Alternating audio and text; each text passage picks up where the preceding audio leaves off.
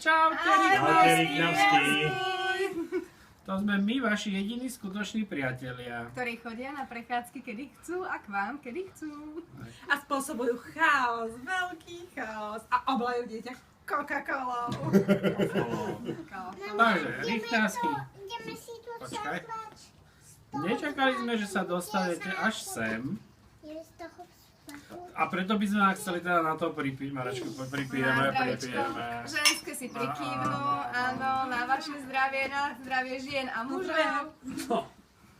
Ježmanka, teraz ty niečo múdre povedz. Ja niečo, že čo, a vlastne čo bolo, čo robili? Dostali sa čo až dobre sem, robili? takže ťažko No, oni prešli makali. veľa, rozluštili veľa príbehov, A veľa dostali ste- šikier. Tak ako je život v manželstve ťažký. Áno. A dostali ste sa až... Nečakali sme to, že sa dostanete To už som až sem, hovoril. to je pravda.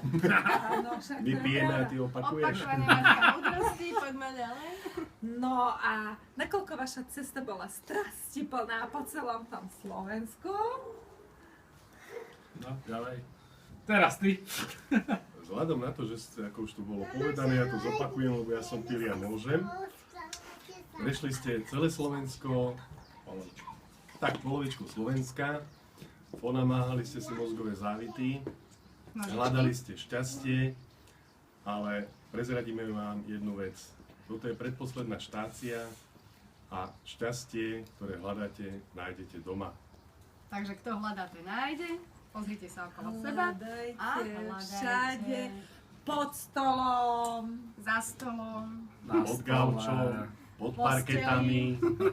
Kdekoľvek budete Marek, hľadať, ty je v dobre. posteli nehľadaj. Spýtajte sa Aby si tady našiel niečo, čo Posteli nepotrebuješ. šťastie nehľadaj. Olga môže v posteli a Mareka pošleme niekde von. Takže, držíme na palce, keď to nájdete, rýchlo volajte. Čau. Ahoj.